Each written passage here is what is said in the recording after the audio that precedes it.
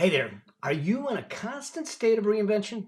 Because if you're not, you might find yourself up a river that you didn't expect. Here's what I mean by this is that what we talk about the Affluence Blueprint and on the Affluent Entrepreneur Show is about creating a richer lifestyle. And the way that happens is where we take a critical look at our life and not just our money, not just our wealth, and we create it in the vision of what we want in life.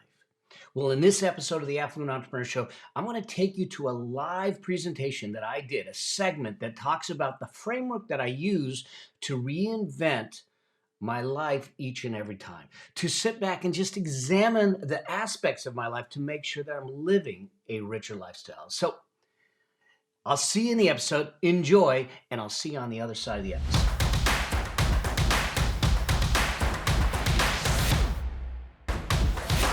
So good to be here with all of you today. I want to talk about this whole idea of reinvention. Now, Glow's been like in 90 countries, 6 continents. I just have had 60 years of life, and there's been a plenty of reinvention in those times. And so here's my belief. And when this kind of topic came up, I started to think about, my journey. And I actually think that life is just a constant state of reinvention.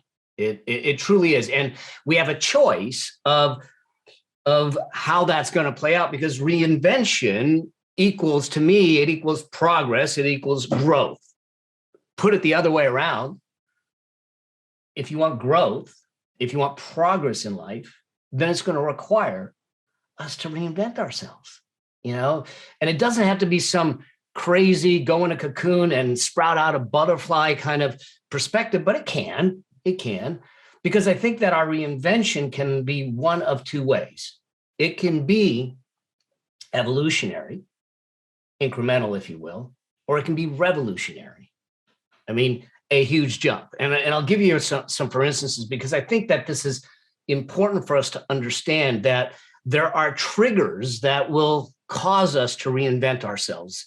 And those triggers can simply be something like choice, okay? Choosing to do something. When I was working for the big consulting firm in downtown Los Angeles, I realized I was miserable. I realized I was living someone else's life. And so I made a choice. I walked in and I quit. I said, I'm done. I'm out of here. I'm not doing this anymore. It was choice, okay? Another trigger could be events. We had the pandemic. I had cancer. It could be a marriage. It could be a birth of a child or a grandchild. It could be a breakup.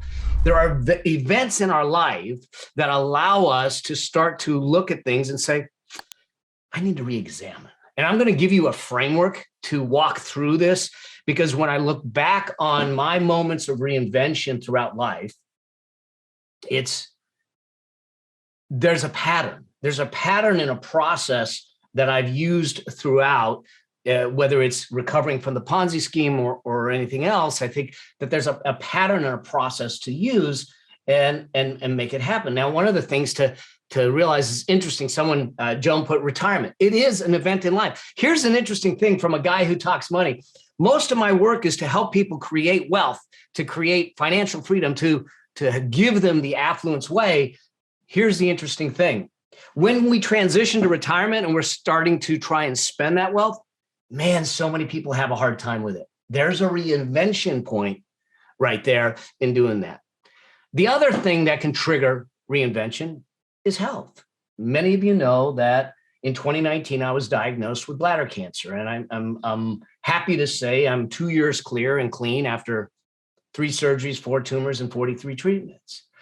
But I remember as I spiraled down into the despair, the darkness, the blame, the search for, why did I get cancer? No one in my family had cancer. I wasn't a drinker. I wasn't a smoker. I didn't have the risk factors. Why did this happen to me? What is it that happened to me? And many of us may be looking at our current circumstances and looking for a place to blame and looking for a place to point the finger, to look for the why, if you will. And people a lot of times talk about that why. Here's what I realized.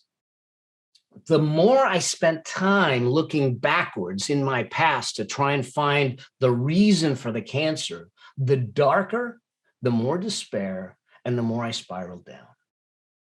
And it wasn't until I said to myself and asked the question, what if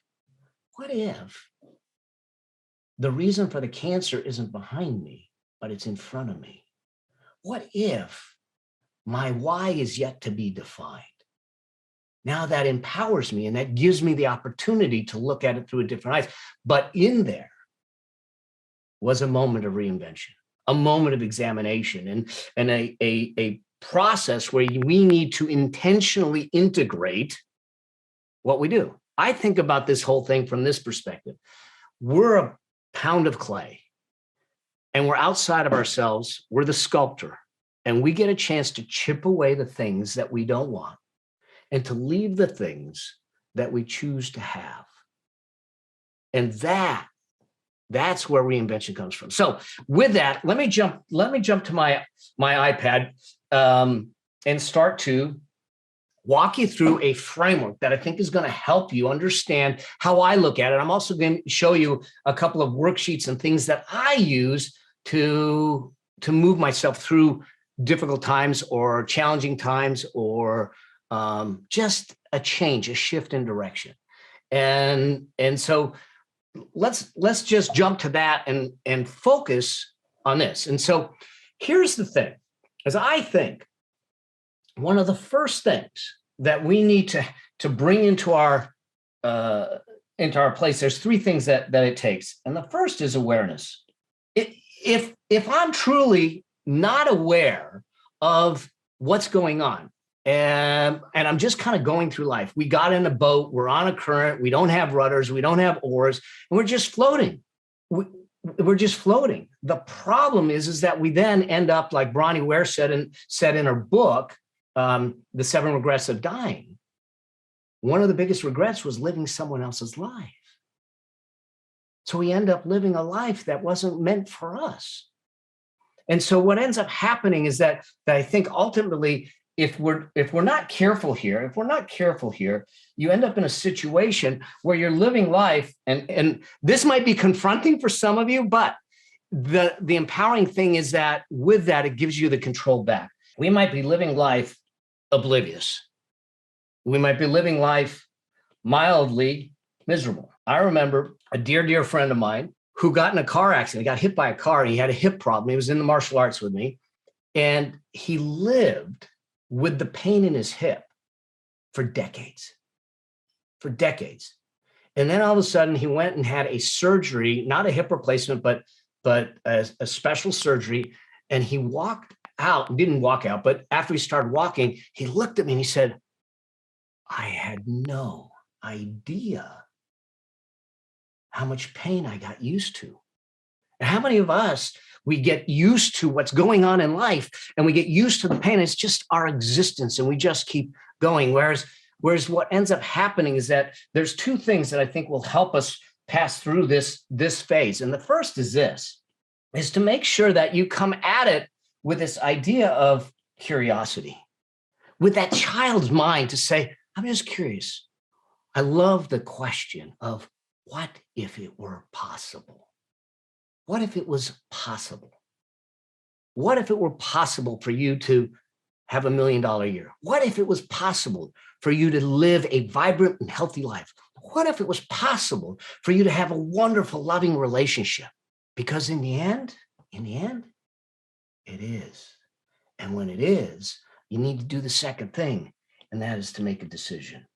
So here's the thing that I do, because when we get this right, there's things that happen in here, and that is this. Instead of being oblivious and mildly miserable, you actually come out of this awake and hopeful. And I think in today's time, those of us that are coaching, those of us that are doing the things that we want to do, helping people, one of the greatest gifts we can give them is hope. Hope. So I'm going to show you what I do and how I do this. Now, I do this based on the domains of life. And in a sense, this is what, Glow talked about here is this. I actually look at all the domains of life, and I do this every year at least, and sometimes more often.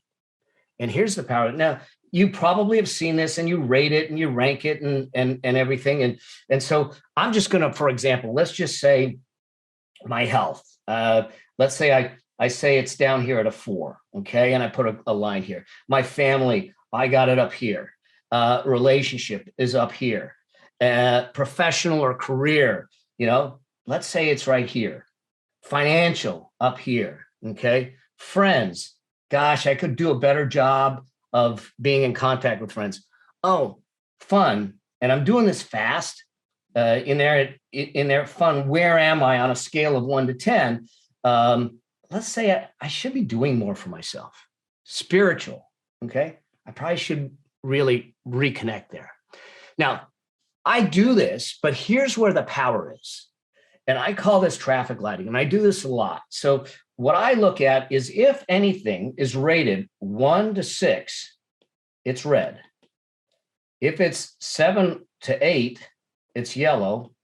And if it's 9 or 10, it's green. Now, here's why this is important. If I look at this is red, this is red, this is red, this is red. These are yellow, and then I have some that are green, okay? This is green, and this is green. Now, I don't need to worry about the numbers, but what this gives me is an opportunity to visually and vividly look at this and go, holy crap, no wonder I don't feel good about my life. And now I can start asking myself, what is it that I need to do to fill this void, And I can work from there. And so I literally will do that type of thing at least once a year. But the colors are what make it powerful. Red means that we need to do something about it. Red means that it's at a low level, just like a traffic light. Yellow, you're moving up, and green, you're in the area where you want to be. I want to play my life at the highest level, and that means that I want things hitting at a 9 and a 10. And so when I look at life, because here's why I think it's important. As much as I talk about money and finances and everything, I want a richer lifestyle. Affluence is about a richer lifestyle. Having money in a bank account isn't enough if I have declining health, if I have horrible relationships, if I have no friends, if I'm miserable in other areas of my life just because I have money, it's not enough.